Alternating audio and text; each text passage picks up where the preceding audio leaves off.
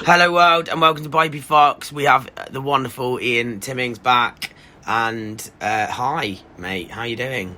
Hello again. Nice to see you. I can see Ian. I'm having a little problem with technology and my life, if I'm totally honest today, but we've got it. As you can see, I was thinking about the last podcast and the thing that really annoyed me was the fact that I said loads and loads.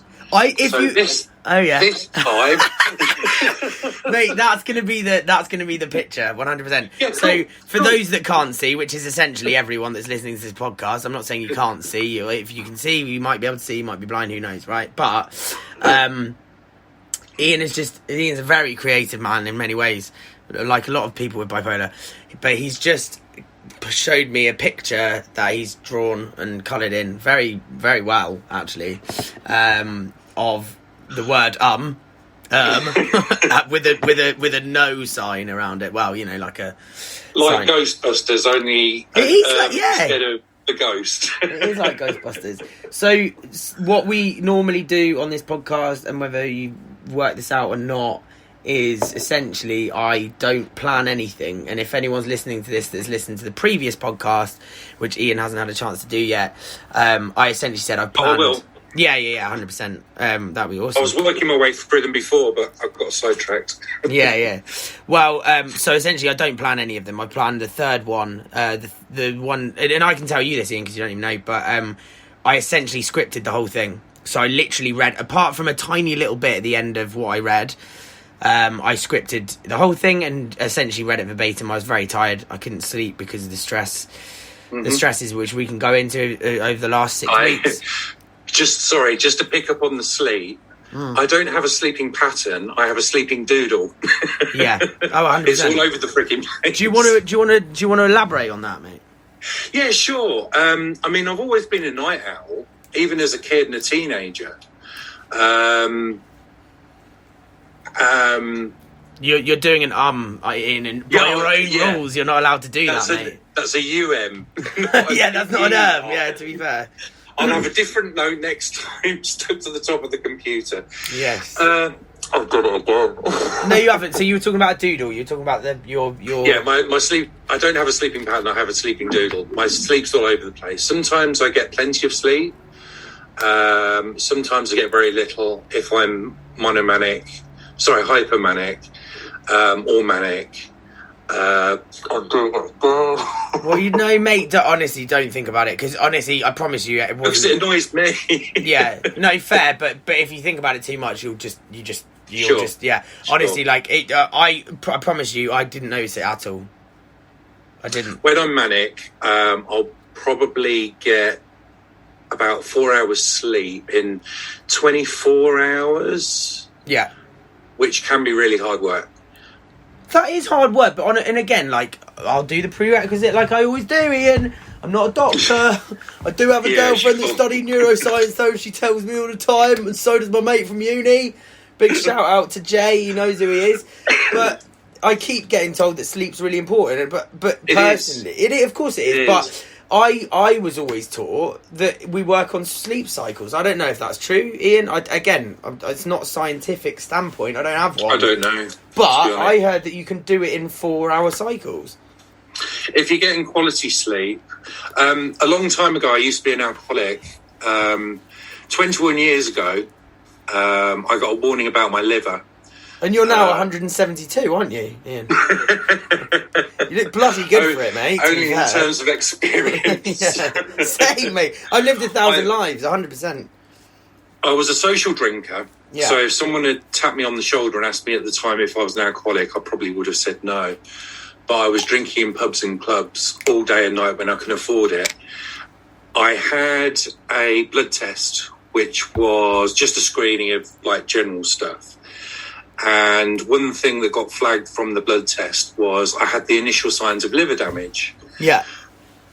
What was that, fatty liver? Or what are we talking? Sorry? What was it, fatty liver, or what are we talking? Because there's a friend. No, the alcohol was becoming damaged because of the sheer amount of alcohol I was drinking. So the great thing about the liver is if you give it a break, it can repair itself. if you catch it in time, which is exactly what I did. I knocked booze on the head. I still went to pubs.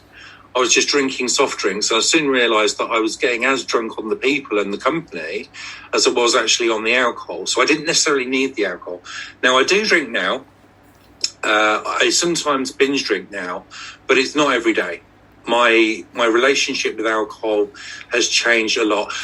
A lot of the people I used to drink with regularly aren't around, and it's because of their drinking. They knew the risks, but they didn't manage to deal with it as well as I have.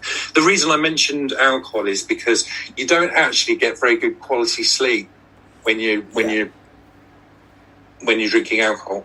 Mate, if I can interject there, like, there's many reasons I don't drink, and I think we've definitely discussed this, and if we haven't, then I don't.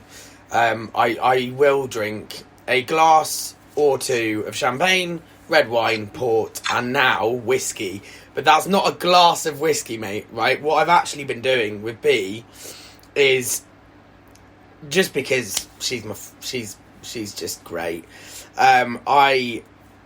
when we go to pubs, I'll buy her a drink because I'm a bit of an old school gent like that. She buys me drinks too, but I just like to do it. And it started in Shakespeare Town, mate, in Stratford-upon-Avon. I've been there. Yeah. Yeah. We can discuss that because it's absolutely beautiful. And actually there is some great links to, not saying that he was bipolar, but he was a creative and a writer and, you know. But essentially... it was, I think it was, is it Monkey Tail? There's a whiskey called Monkey Tail, I think.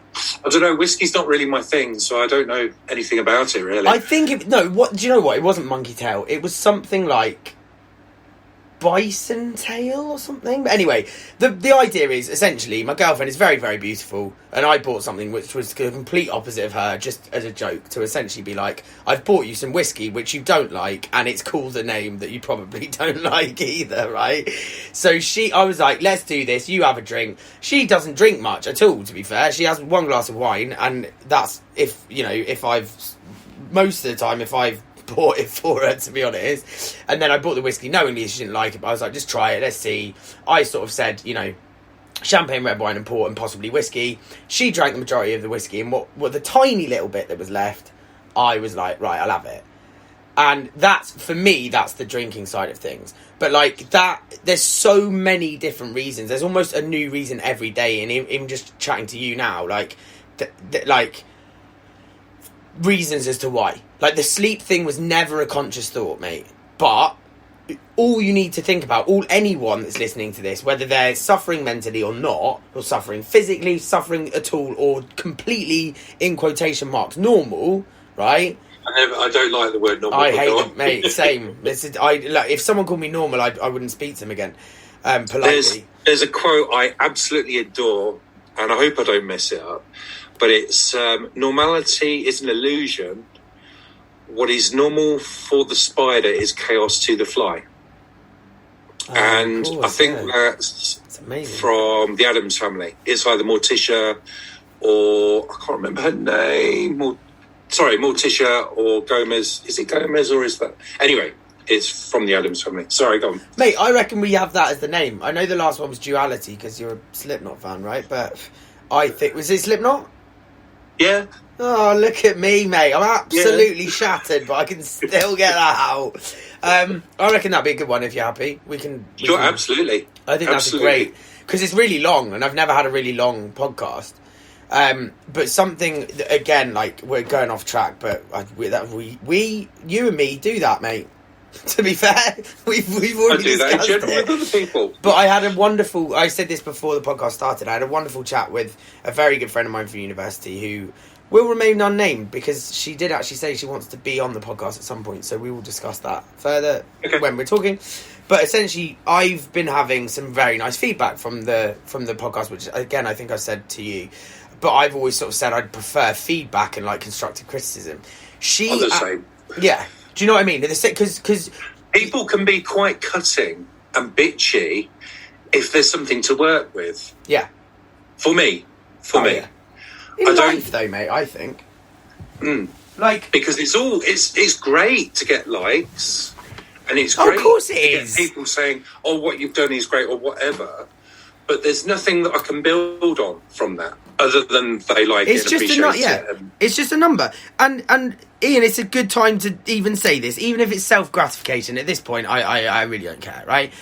I'm not a nasty person, and I'm not an arrogant person. I'm putting a lot of work into this podcast, right? And I looked at my Facebook today, and I would never lie about seeing the number 1.5 million. 1.5 million people have seen the podcast, not listened to, but seen Bipey Fox's face or branding or whatever you want. So they've seen the link. They've seen the link, right?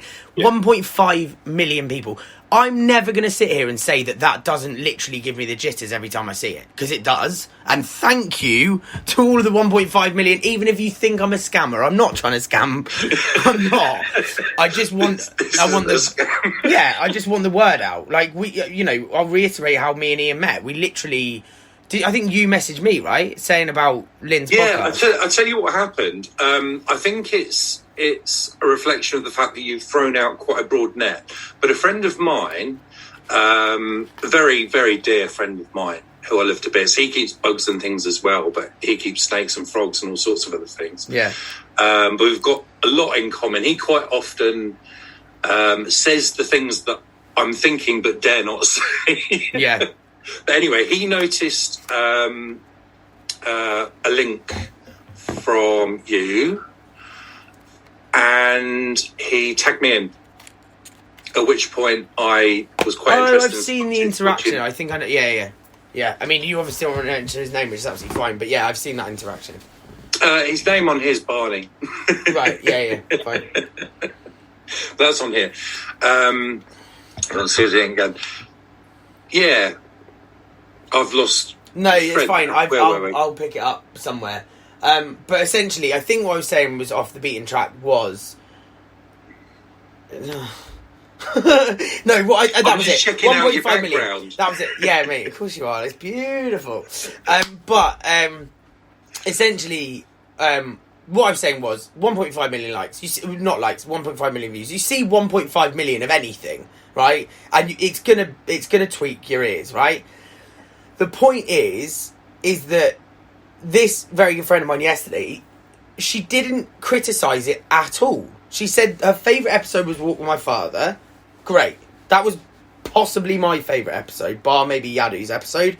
And that's only because with my dad, it's my dad, and I love him to pieces, so I'm just having a walk with him, and that's great, and that was one of my proudest bits of work. With Yadu, like, Dad's incredible as well, but, like, Yadu is making waves, mate, in psychiatry, and so and if I'm getting a call from Yadu saying, is it a good time for you to speak, I'm sitting there going, why are you saying this to me, Yadu? Like, you are literally the most important doctor in my life. Like, why are you asking me if I've got time? You know what I mean? It's more, I would literally drive to you from anywhere if you wanted me to make you a cup of tea, right?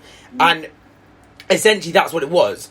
My friend said to me, it wasn't a criticism. She said what's really good, and this is why I was saying to you before, because essentially the situation, for anyone that doesn't know, and I think I've sort of touched on this, is essentially me and Ian, we've met organically, made mates, have got a lot in common, but then also at the beginning of this podcast, I for various reasons was a little bit late, and I hate being late. And the technology just wasn't working. So for the record, this has actually been recorded on my iPhone and not with my speaker, which is kind of annoying, but it is what it is. And the sound is coming straight out of the laptop. So I know that the levels are okay. I'm checking them. It's fine, but it might not be the best quality, but that will change. You've got more of a handle on things like that than I have. Yeah, I'm a bit of a boomer when it comes to tech, to be honest. Oh, mate. I understand social media, but that's different. The actual nuts and bolts, not very good at. One of my younger friends breezes in and sorts something out in 5 minutes. It's taken me hours to try and decipher. Oh, Ian, essentially, the way with the technology is, for one, the way I learned it is just to learn it, just to do it. Yes, right. This is all very useful. Which you're more than capable of doing.